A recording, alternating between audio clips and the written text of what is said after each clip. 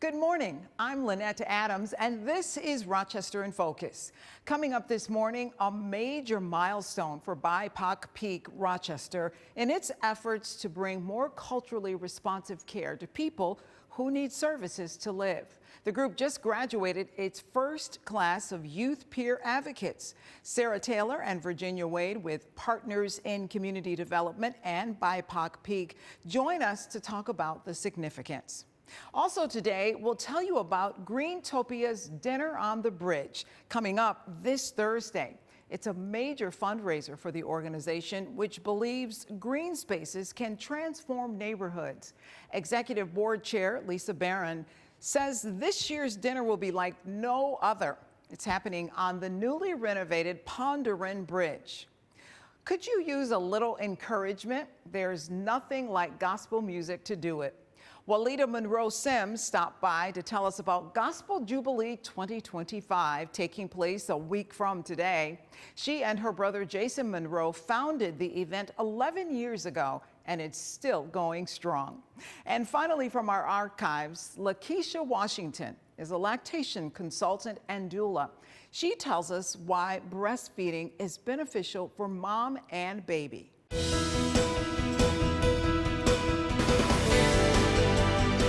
Dealing with a mental health issue can be very challenging for people. But one group is bringing peer support to people in our community. But there's something special about this peer support. And joining me this morning to tell us all about it is Sarah Taylor, who is the Deputy Executive Director of Partners in Community Development. And Virginia Wade is the Director of the Family Peer Program for BIPOC-PEEEEEK. Both partners. And maybe, Sarah, you can tell us about the partnership between BIPOC-PEEEEK and Partners in Community Development. So Partners in Community Development, and Lynn Statham, our executive director, has been around since '94, really providing outreach, life skills, crime prevention activities, historically after-school programs, in low-income housing projects in the suburbs and in the city. And so in 2019, when we were looking for a partner that was truly working where people lived, it made sense for us to partner with our vision as parents impacted, to partner with an organization. And so we have been under Partners in Community Development for the last 4 years, but many people know us in the community as BIPOC-PEEEEK. I know that you have family peer advocates, but something new. Absolutely.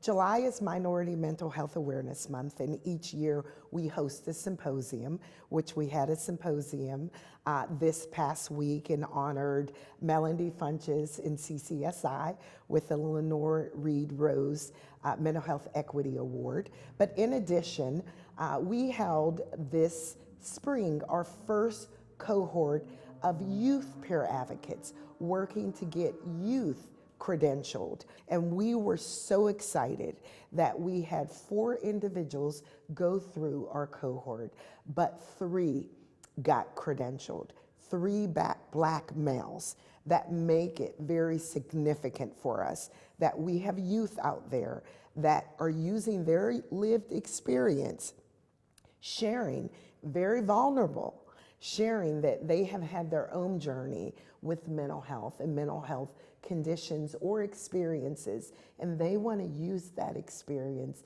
to help others. So Virginia, I know you run the program. How significant is what Sarah just described in terms of having people with lived experience working with other people navigating a mental health diagnosis?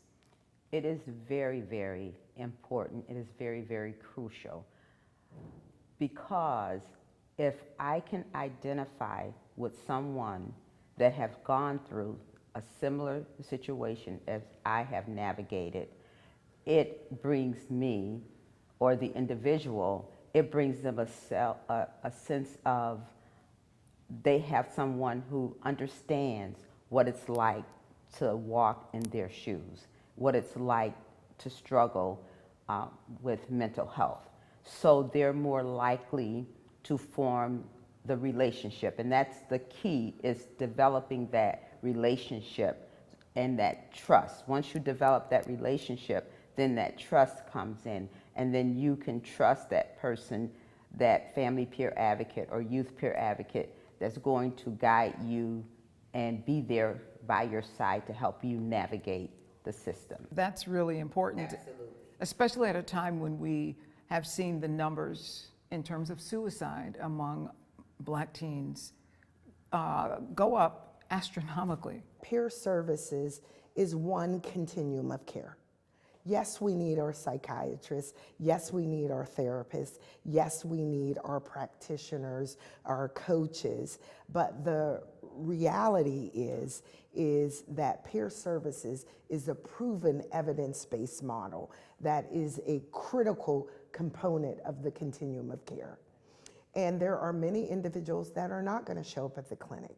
But if a peer does outreach and engagement in a barbershop, in a recreation center, or in a coffee shop, they may be more willing to engage. Huge significance the other day to have 3 young Black males become credentialed. And we're going to be working diligently over the next 4 months to make sure they are employed. We'll be right back.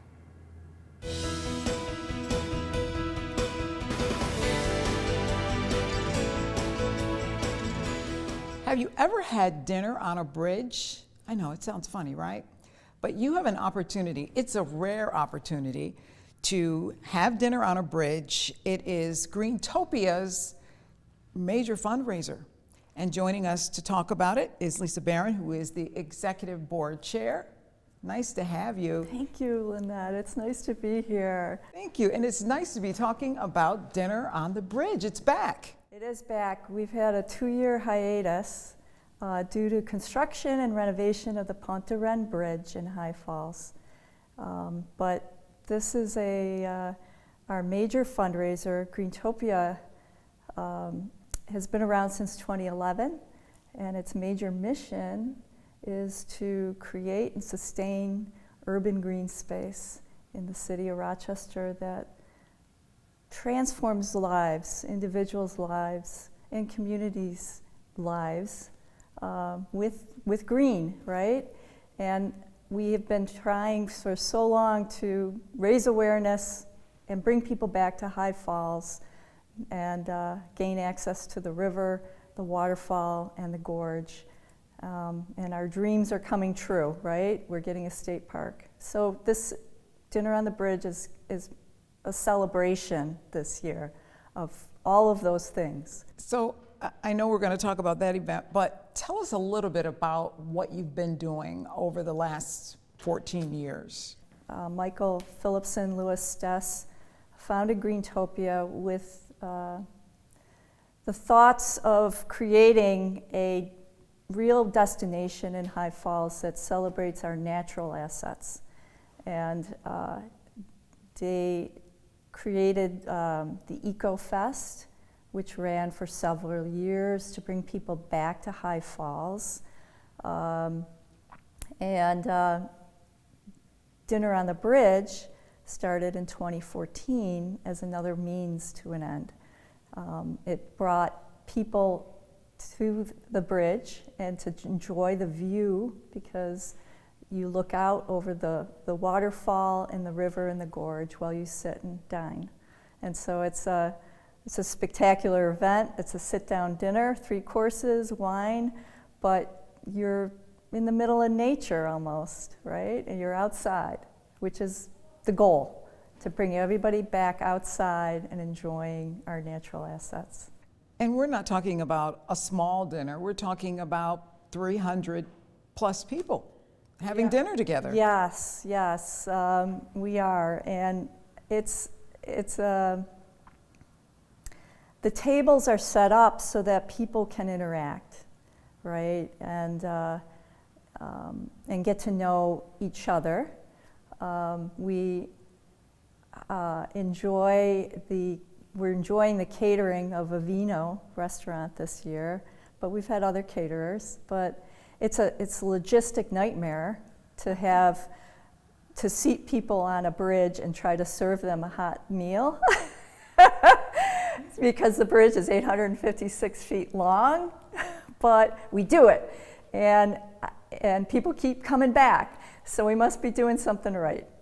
And this year, the Pond du Rhin is brand new, right? Yeah, so Rock the Riverway invested in 12 projects. They have $50 million. Greentopia was on the committee that decided where to spend that money, and monies went into renovating the Pond du Rhin Bridge, which was built in the late 1800s and needed, major construction help to make sure it didn't fall into the river, but also to renovate the top of it to make it more conducive and inviting for people to linger and to look at the falls and to enjoy the view. How can people get tickets? How can people come to the dinner? Yeah, so go to greentopia.org and you will be taken to the website, which will allow you to buy your ticket. We still have some tickets left. Do it today, and I would love to have you come. And the date and time, quickly? July 24th, Thursday, 5:30 is cocktail hour starts till 9:30. Right. And put in your calendar Tuesday is the rain date, because sometimes I have to call it. Hopefully no rain. We'll be right back.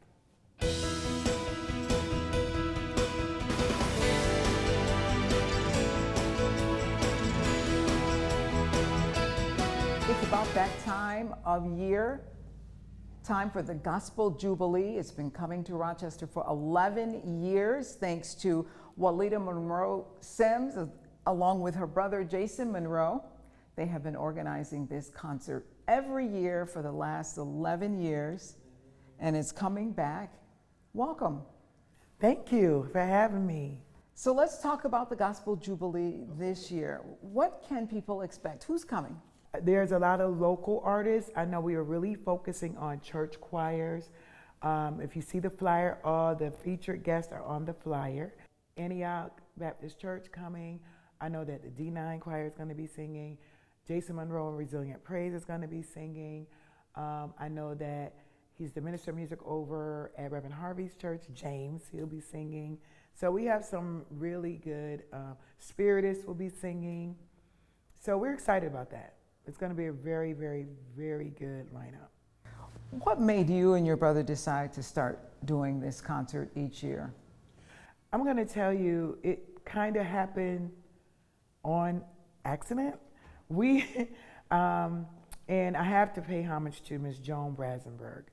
Joan was working at the public market at the time, and you would hear her voice. If you ever went to the public market, you would hear a woman's voice that will let you know about all the market events and what was going on at the market for the day, and that was Ms. Joan.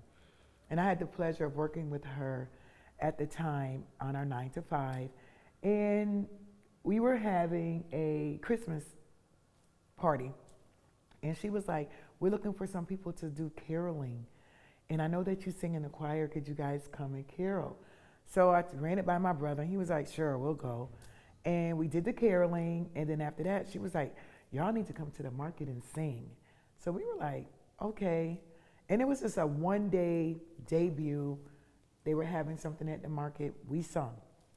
She came to our rehearsal, waited for rehearsal to be over, and was like, I have an idea. How about doing something at the market, like a concert? So we were like, an all-day concert? She was like, yeah, just an all-day concert. There was no Facebook.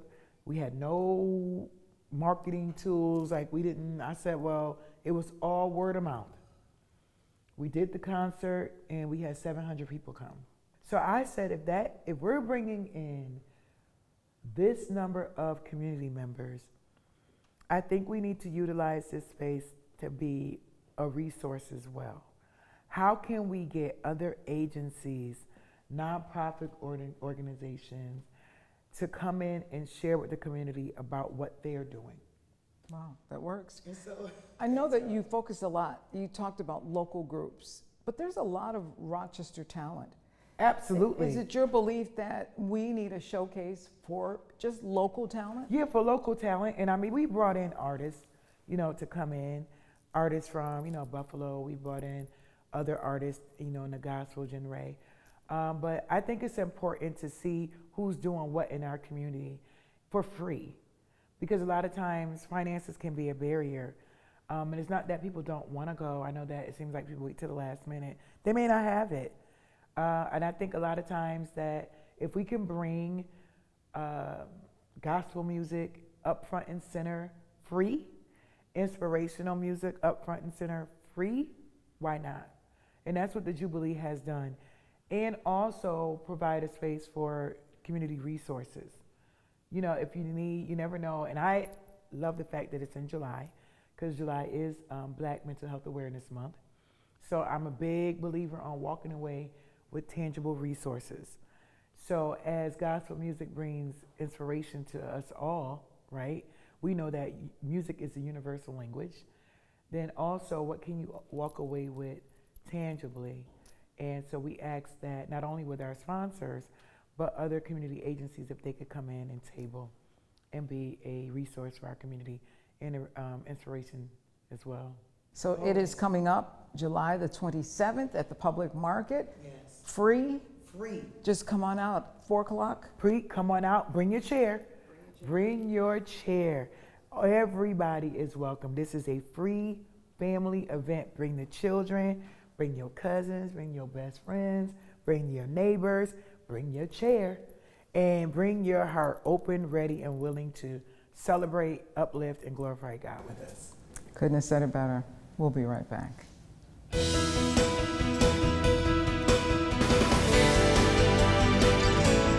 I am talking with Lakeisha Washington. She is an international board-certified lactation consultant, and we're talking about breastfeeding among women of color. August is National Breastfeeding Month. The last week of the month is geared to women of color.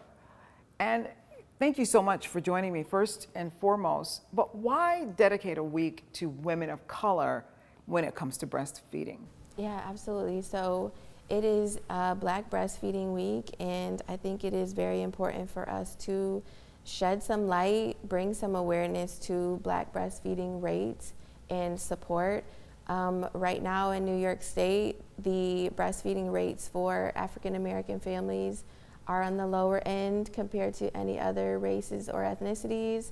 And some barriers may include things like having to return to work very early, not having culturally congruent support when it comes to lactation-specific support, and also just not having access to, I think, the right education. And there also being some historical events that potentially still show up in today's time frame when it comes to people even knowing about breastfeeding or feeling like breastfeeding is for them. Let's talk about the importance of breastfeeding. Why this emphasis on women of color? Why is breastfeeding so important that you are making sure that Black women and other women of color are doing it? Yeah, so breastfeeding has a lot of benefits for both moms and babies. Specifically for moms or birthing people, it can decrease the rates of certain cancers. It can help with them bonding with their babies. That attachment is so important in the first few weeks, if not a couple of years of life. It also decreases the risk of infant mortality for babies.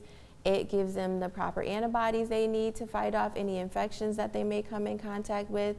It's really this relationship where the moms are making this very specialized, specific milk for these babies, and it has so many properties that we can't even see. I think the research when it comes to breast milk and the components that make up breast milk is still lacking. We don't know really all of the components that breast milk has and all the benefits that it can give to both the mom and the baby.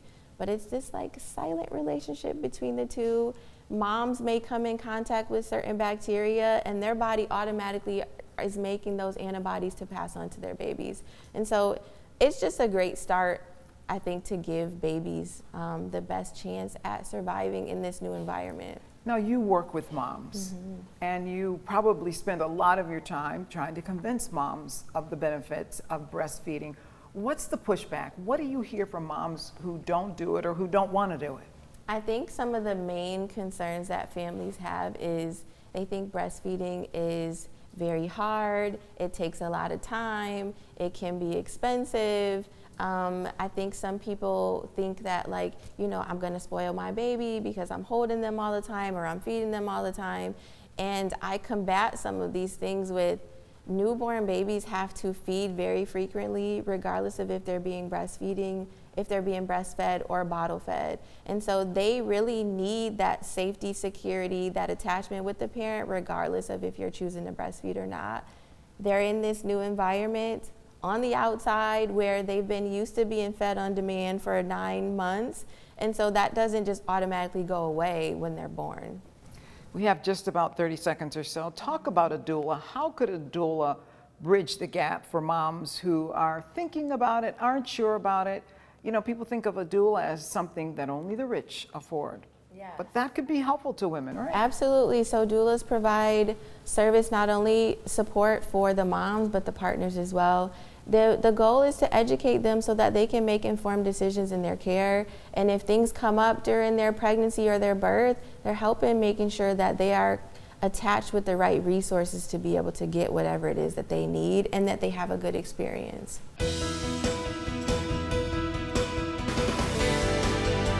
Thank you to all of our guests this morning. If you would like to join us as a guest on Rochester in Focus, we'd love to hear from you.